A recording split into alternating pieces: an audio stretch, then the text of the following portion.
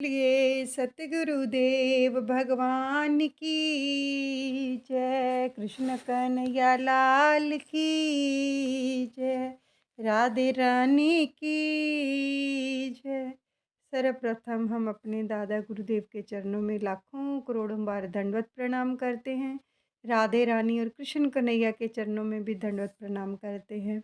और हम श्रवण करने जा रहे हैं श्रीमद् भागवत महापुराण जी का दशम स्कंद। हरे रामा हरे रामा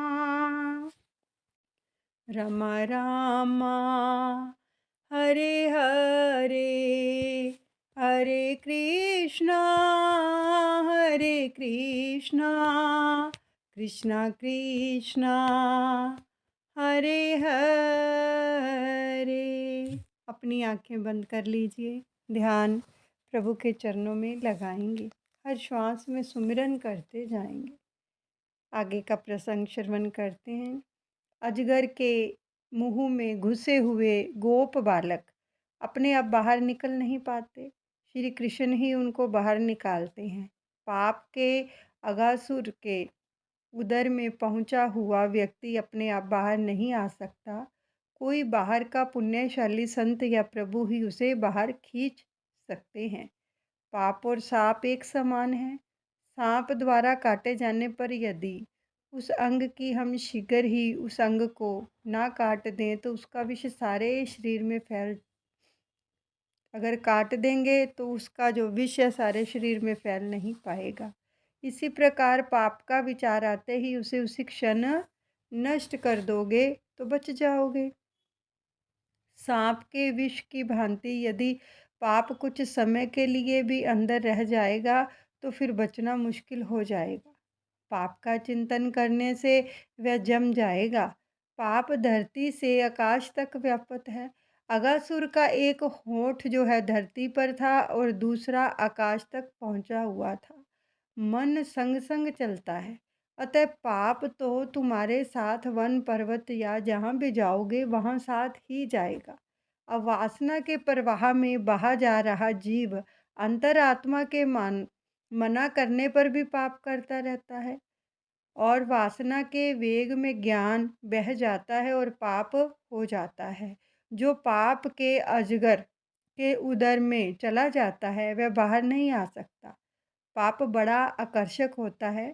पाप करने का प्रसंग आए तो और पापाचार किए बिना कोई चारा ही न रहे तो भगवान को साक्षीभूत रख कर ही पाप करना। इसका अर्थ ये नहीं है कि पापाचार करते रहो, किंतु ऐसे समय में भगवान का स्मरण अवश्य करते रहना। जब तक पाप हृदय में होगा उसका नाश नहीं होगा और उसकी तो जड़ ही काटनी होगी। सभी क्रिया प्रकट अप्रकट शब्दों के उच्चारण के साथ ही होती है। पापाचार के पहले मन में उसका उच्चारण होते ही उसका नाश करो। पहले विचार भ्रष्ट होता है, फिर वाणी भ्रष्ट होती है और फिर आचार में भ्रष्टता आ जाती है। मन में पाप आते ही मन को डांटो और उसे सजा दो। पाप मन में आते हैं और आते ही शीतल जल से स्नान करके कीर्तन करो, प्रार्थना करो। हे प्रभु, यह काम, यह वासना, यह लोभ मुझे सता रहा है, मुझे छोड़ता नहीं है, कृपा करो, मेरी सहायता करो। सच्चे हृदय की प्रार्थना वे अवश्य सुनेंगे। संत जो है प्रभु नाम का उच्चारण सतत करते रहते हैं, अतः उनसे पाप नहीं किया जा सकता। अगासुर के उदर में जाते समय ताली बजाते हुए अर्थात मन को जगाते हुए करते हुए जाओ। और सभी जानते समझते हैं कि असत्य बोलना, किसी को सताना, हिंसा करना आदि ये सब पाप है, फिर भी पाप करते ही रहते हैं। पाप को मूल से ही उखाड़ फेंको। जब भी ऐसा लगे कि अपना जो शरीर या मन पाप करने जा रहा है तब तुरंत ही भगवान के नाम का कीर्तन करने लगो। परमात्मा को याद करते हुए पाप की वासना छूट जाएगी। पाप की आदत छुड़ाने का उपाय है प्रभु प्रार्थना। प्रभु, मेरी पाप वासना का नाश करो। मैंने जब पाप किया था तब आप भी वहाँ उपस्थित थे। मुझे सजा भी दीजिए और क्षमा भी। मनुष्य स्वयं जानता तो है कि वह क्रोधी है और क्या है, कामी है, और जानबूझकर पाप करने वाला जो है, पाप में सुख मानने वाला, पाप में ही जो है रममान रहने वाला अगासुर ही है। पाप किए बिना रहा नहीं जाए तो भगवान को साक्षी में रखना तुम्हें बचाएंगे, यद्यपि यह नियम कनिष्ठ है। अब उत्तम बात तो ये है कि पाप का विचार तक न किया जाए। बिना भोगे हुए जिसका नाश नहीं हो सकता वह क्या है, वो है पाप।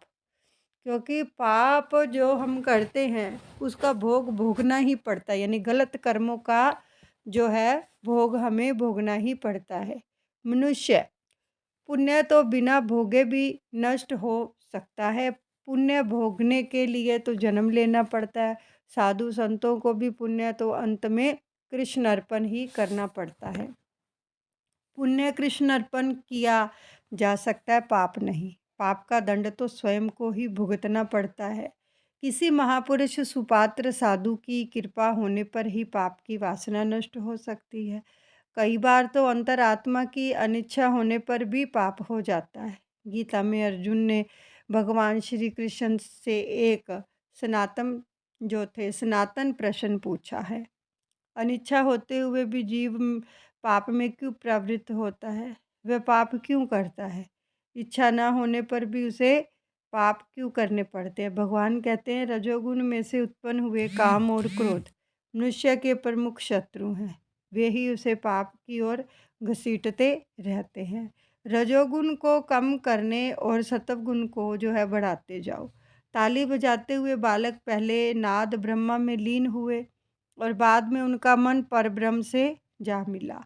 तो वैसे तो सभी बालक सारे दिन की लीला अपनी माताओं की उसी दिन सुनाते रहते थे अपनी माताओं को, किंतु इस अगासुर वध का प्रसंग 1 वर्ष के बाद सुनाया। अर्थात कृष्ण ने अपने 5वें वर्ष में अगासुर का वध किया था, किंतु बात 6ठे वर्ष में बतलाई।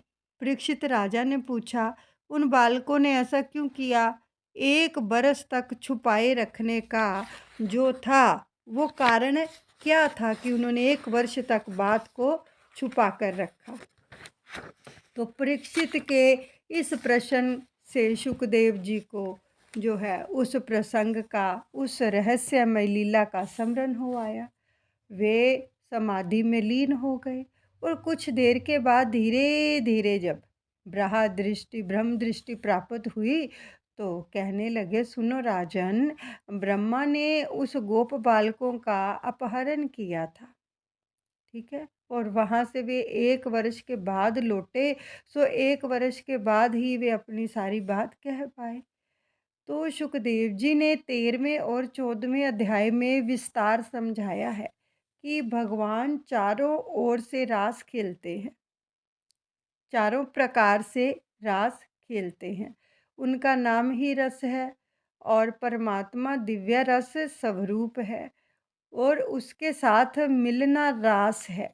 रास का अर्थ है ब्रह्मा से मिलन और रास का अर्थ है कृष्ण संबंध, ब्रह्मा से संबंध।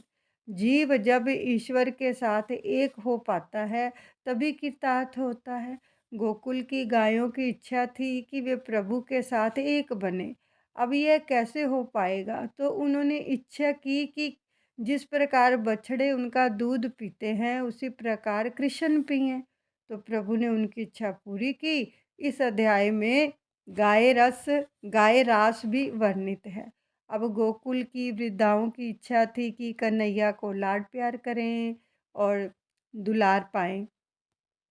वे सब लाला से मन से मिलती थी। मानसिक मिलन भी आनंददायी है, फिर भी प्रत्यक्ष मिलन की उत्कंठा बनी तो रहती थी। तो इस अध्याय में वृद्धा गोपियों का रास वर्णित है।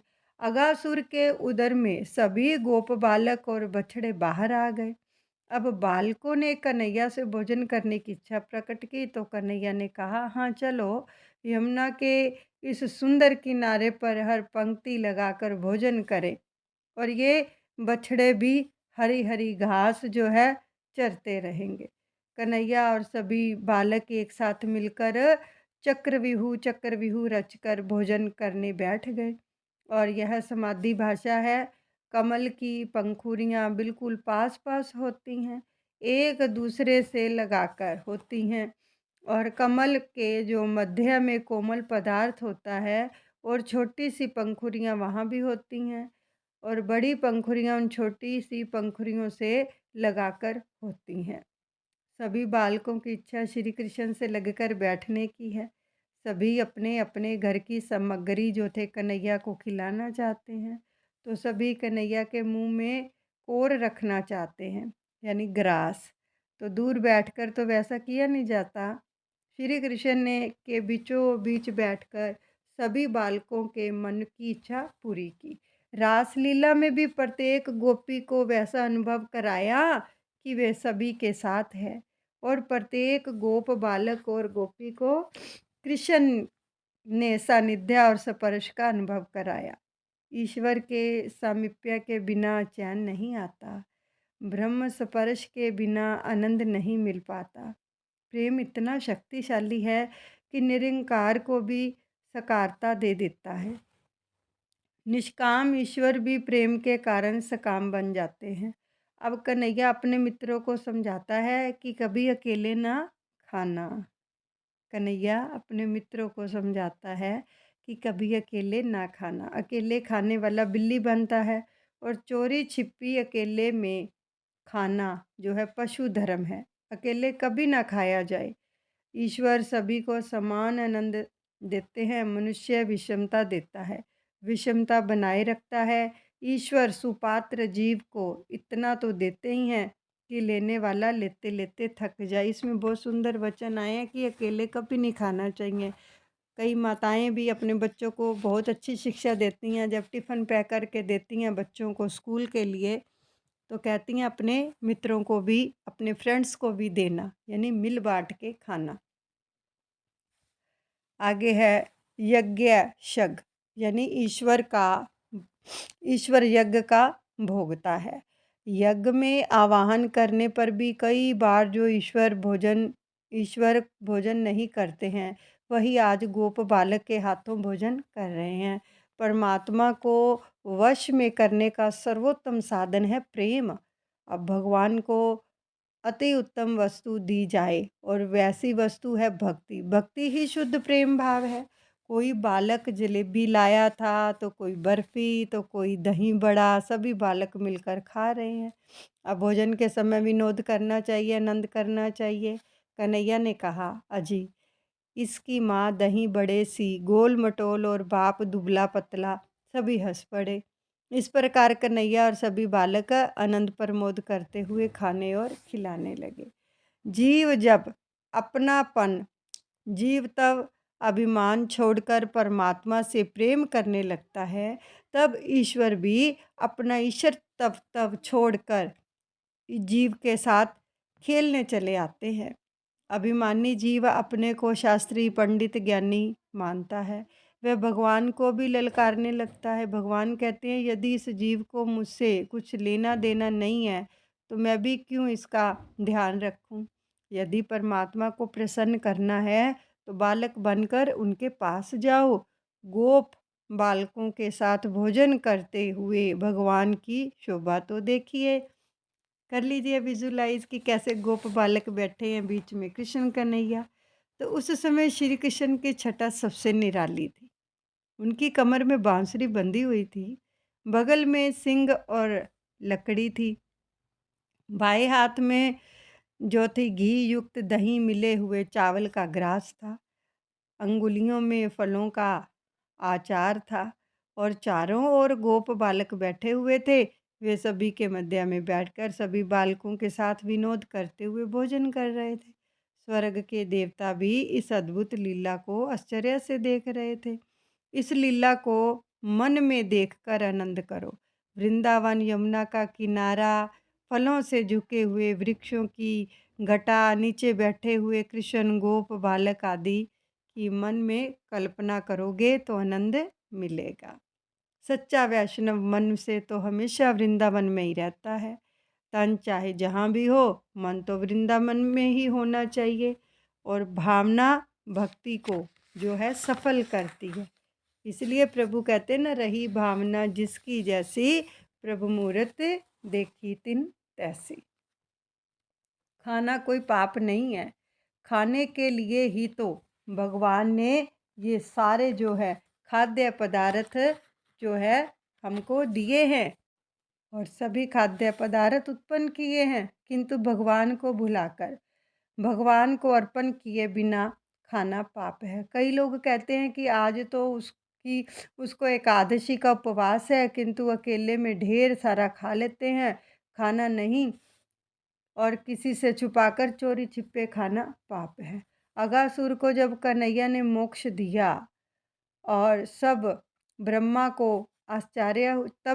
को आश्चर्य हुआ कि क्या आश्चर्य हुआ कि वे इधर देखने के लिए आए कि यह कन्हैया कौन है। यहाँ आकर देखना तो कन्हैया को गोप बालकों के साथ भोजन करते हुए पाया। अब इन व्रज बालकों में से एक था ऋषि शांडिल्य का पुत्र मधुमंगल। उससे कन्हैया ने कहा, तू हमारे घर का तो खाता रहता है, किंतु अपने घर का तो हमें कभी नहीं खिलाता। अब पवित्र ब्राह्मणों के घर का भोजन खाने से बुद्धि पवित्र होती है। इसी कारण से कन्हैया ने मधुमंगल के घर का भोजन खाना चाहा। अब यशोदा जी ने शांडिल्य ऋषि से कहा था कि मधुमंगल को रोज भोजन करने भेजना। यशोदा जी उसका बड़ा आदर करती थी। तो आज कन्हैया उस ऋषि पुत्र से कह रहा है कि रोज तू मेरे घर खाता है, आज मुझे तू अपने घर का खिला। तो मधुमंगल दौड़ते हुए अपने घर आकर अपनी माता पूरनमासी से बात की। माता को बड़ा आनंद हुआ, किंतु अभी तक रसोई बनाई ही नहीं थी। तो शांडिल्य ऋषि ब्रह्म मुहूर्त में जो थे शैया त्याग करते थे, किंतु उनका नित्य कर्म रात्रि के 8 बजे समाप्त होता था। प्रातःकाल में वे गायत्री मंत्र की 24 माला फेरते और पंचायत देवों की पूजा, पंचदेवों का अभिषेक, विश्वदेव यज्ञ होम और मध्यांग संध्या और विष्णु सहस्त्र का नाम पाठ, भागवत पाठ और अंत में भगवान के नामों का 21 जप। और इतना सब करते करते सांझ ढल जाती थी। इस तपस्वी ब्राह्मण को खाने तक का समय मिलता नहीं था। सो वे रात्रि के समय ही फलाहार करते थे। तो एक बार भजनानंद मिला नहीं कि फिर भोजनानंद सांसारिक सुख नीरस लगते हैं। हमारे जीवन को भजन में आनंद नहीं मिलता, सो अन्य विश्वों में आनंद ढूंढता रहता है। ब्राह्मण का अवतार तप करने के लिए है, विलास के लिए नहीं। भगवान नहीं चाहते हैं कि ब्राह्मण विलासी हो जाए। वैश्य और क्षत्रिय का विलास तो कुछ अंशों में शंभ्य है, किंतु ब्राह्मण का विलास जो है अशंभ्य है। यदि अंतकाल तक ब्राह्मण पवित्र रहे, विलास की कामना तक ना करे, तो भगवान उसे दिव्य आनंद देते हैं। पतिव्रता का धर्म है कि जब तक पति ने भोजन ना किया हो, तब तक वह भी भोजन ना करे। अब शांडिल्य और पूरनमासी अत्यंत पवित्र थे। पूरनमासी भी पति के साथ साथ फलाहार ही करती थी, और उनका एकमात्र पुत्र जो था मधुमंगल, तो यशोदा के घर भोजन कर लेता। अतः पूरनमासी कभी रसोई बनाती थी, कभी नहीं, कभी बनाती ही नहीं थी। तो यदि स्त्री अपने पति के प्रति ईश्वर तत्व का अनुभव नहीं करती है, ईश्वर का भाव नहीं करती है, तो उसे पत्थर की मूर्ति में से कभी भगवान नहीं मिलते हैं। जो भी स्त्रियां अपने पति की अवहेलना करती हैं, उनका आदर नहीं करती हैं, इसलिए कहते हैं ना पति परमेश्वर के समान होता है। जो ऐसा नहीं समझती हैं, तो भागवत जी कह रही हैं कि उनको कभी पत्थर की मूर्ति से भी भगवान नहीं मिलते हैं। अब जीवन की आवश्यकताओं के घटने बढ़ने के साथ साथ पाप पुण्य घटते बढ़ते जाते हैं, और चाहिए का तो कभी अंत नहीं आता। सो अपनी आदत और ज़रूरत कम करते रहो। निश्चय करो कि मुझे भगवान के सिवाय और कुछ भी नहीं चाहिए। पवित्र ब्राह्मण अपने घर में किसी भी वस्तु का संग्रह नहीं करता। अब पूरनमासी के घर में तो कुछ भी नहीं था। घर में देखा तो बस थोड़ी सी छाछ थी और वो भी खट्टी होगी तो कन्हैया को पसंद नहीं आएगी। ऐसा सोचकर उसकी कड़ी बनाई। अब मधु मंगल से कहा कि मुझे गरीब ब्राह्मणी के घर और तो कुछ है नहीं, बस यही दे देना। अब परमात्मा कभी यह नहीं देखते हैं कि जीव उसके लिए क्या लाया है। वे तो मात्र यह देखते हैं कि वह कौन से भाव से लाया है। ईश्वर केवल भाव देखते हैं। वस्तु को देखने वाला तो जीव है और केवल भाव को देखने वाले कौन है? भगवान है। भगवान को हमेशा सर्वोत्तम वस्तु का भोग लगाओ। तो मधुमंगल वह छाछ लेकर आया। अन्य सभी बालक तो भांति-भांति की मिठाई लाए थे। इसलिए मधुमंगल ऐसी छाछ देते हुए शर्माने लगा। उसने सोचा कि यदि मैं ऐसी छाछ कन्हैया को दूँगा, तो मुझे सारा जन्म ऐसी खट्टी छाछ ही पीनी पड़ेगी। कान्हा उपहास भी करेगा कि उसकी माँ खट्टी है, तो छाछ खट्टी है। ऐसा सोचकर मधुमंगल स्वयं ही छाछ पीने लगा। भगवान को दृष्टि जो थी भगवान की उस पर पड़ी। अरे मधुमंगल, तेरी माँ ने यह छाछ मेरे लिए भेजी और मुझे देने के बदले तू ही पिए जा रहा है। मेरी मौसी पूरन मासी ने यह मेरे लिए बड़े प्यार से भेजी है, मुझे भी तो पीने दो। मधुमंगल जल्दी जल्दी पीने लगा। कन्हैया झपट कर उसके पास आया और मटकी अपने हाथ में ले ली, किंतु वह तो खाली हो गई थी। जब कन्हैया ने देखा कि मधुमंगल के मुख पर थोड़ी सी छाछ लगी है, तो उसका मुख चाटने लगा। यह सब चल रहा था कि उसी समय वहाँ ब्रह्मा जी का आगमन हुआ। कन्हैया कह रहा था, मधुमंगल, तेरे पिता तपस्वी ब्राह्मण हैं, तो तेरी जूठी छाछ मेरी बुद्धि सुधारेगी। तो श्री कृष्ण बालक के साथ बालक, भोगी के साथ भोगी, योगी के साथ योगी और ज्ञानी के साथ ज्ञानी हैं। बालक ब्रह्म ज्ञान की बातें समझ नहीं सकते हैं, अतः वे उनका मन खाने पीने की बातों में, माखन चोरी, लीला आदि में हरते रहते हैं। तो वे बालकों के मित्र बनकर अनायास ही ब्रह्मा का अनुभव कराते हैं। देखो, जैसा कोई होता है उससे वो वैसी ही भक्ति करवाते हैं प्रभु। अब वो बालक छोटे हैं, वो ज्ञान को कैसे समझ पाएँगे? तो इसलिए उनसे फिर इन लीलाओं के ज़रिए ही वो उनके मन का हरण करते हैं, ताकि उनका मन प्रभु में लगा रहे। कन्हैया को मधुमंगल का मुँह चाटते हुए पाया तो ब्रह्मा जी तो आश्चर्य हुआ उनको कि यह कैसा भगवान है? लोग श्री कृष्ण को ईश्वर मानते हैं और यह तो इधर गोप बालकों का मुँह चाटता फिरता है। ईश्वर कभी ऐसा भी हो सकता है क्या? तो ब्रह्मा जो थे पशोपेश में जो डूब गए। अब यह वही ब्रह्मा है जिन्होंने क्षीर सागर में जाकर शेष शैया भगवान से अवतार लेने की प्रार्थना की थी और उनके देवकी जी के गर्भ में आने पर गर्भास्तुति की थी। आज ये ब्रह्मा जी श्री कृष्ण की सगुन लीला को देखकर चकरा गए हैं। अब सगुन ब्रह्मा की चित्तर विचित्र लीलाओं को देखकर ब्रह्मा जी सरीखे भी असमंजस में पड़ जाते हैं। तो सामान्य जीव की तो बात ही क्या है। तो निर्गुण ब्रह्मा को समझना कुछ आसान है, लेकिन किंतु सगुण ब्रह्मा की लीलाओं का पार पाना बहुत कठिन है। तुलसीदास जी कहते हैं, निर्गुण रूप सुलभ अति, सगुण न जाने कोई। यानी ब्रह्मा जी ने परीक्षा लेने की सोची कि यह कृष्ण ईश्वर है या कोई साधारण देव। यह मुझ जैसी सृष्टि बना पाएगा तो मैं मानूंगा कि यह कृष्ण श्री कृष्ण ईश्वर हैं। यदि मेरी कसौटी पर यह पार उतरेगा तो मैं इसे ईश्वर मानूंगा। अब ब्रह्मा जी माया के बल से सभी बछड़ों को ब्रह्मलोक में उठा ले गए। भोजन करते करते बालकों को अपने बछड़ों की याद आई। देखा तो बछड़े वहाँ थे ही नहीं। तो कन्हैया से उन्होंने बात की। कन्हैया ने मित्रों से कहा, तुम भोजन करो, मैं बछड़ों को ले आऊं। कृष्ण बछड़ों को ढूंढने चले। इस प्रसंग में एक और भी रहस्य है। जब तक बच्चे भगवान को ही दृष्टि में रख कर भोजन कर रहे थे, तब तक उन्हें आनंद मिला, किंतु बछड़ों की चिंता होते ही विषयों में उनका मन जा लगा, तो ब्रह्मा बछड़ों को उठा ले गए और ईश्वर ही दूर हो गए। कन्हैया को ढूंढने के लिए दूर जाना पड़ा। गोप बालक ब्रह्मा के अधीन हो गए, अब ब्रह्मा की माया के अधीन हो गए। तो ब्रह्मा भी काल का एक रूप है। तो संसारिक विषयों की ओर मन गया नहीं कि जीव को ब्रह्म काल पकड़ लेते हैं। भोजन करते समय यदि दृष्टि भगवान की ओर रहेगी तो भोजन भी भजन हो जाएगा। भोजन अतिशय स्वादिष्ट ना होना चाहिए।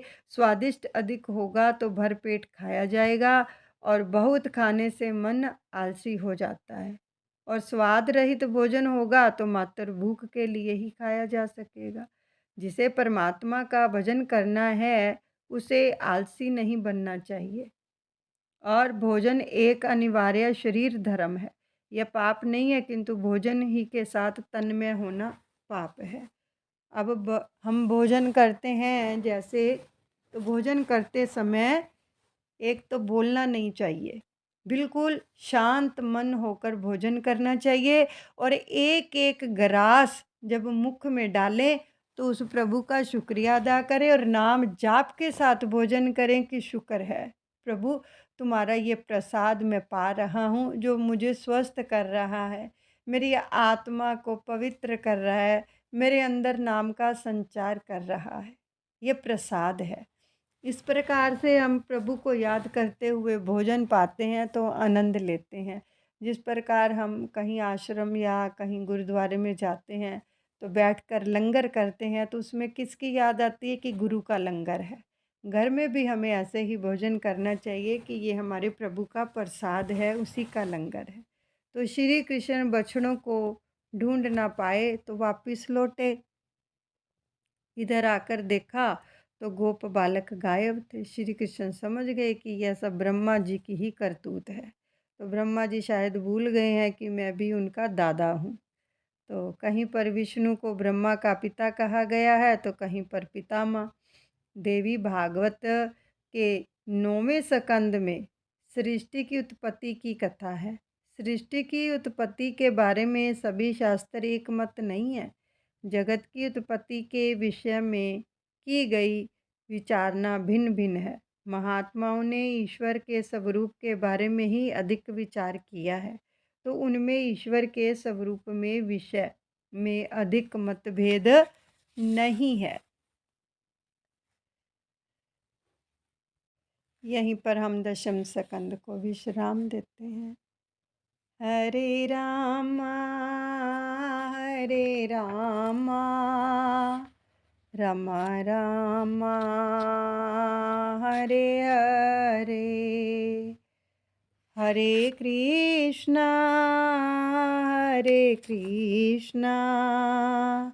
कृष्णा कृष्णा हरे हरे।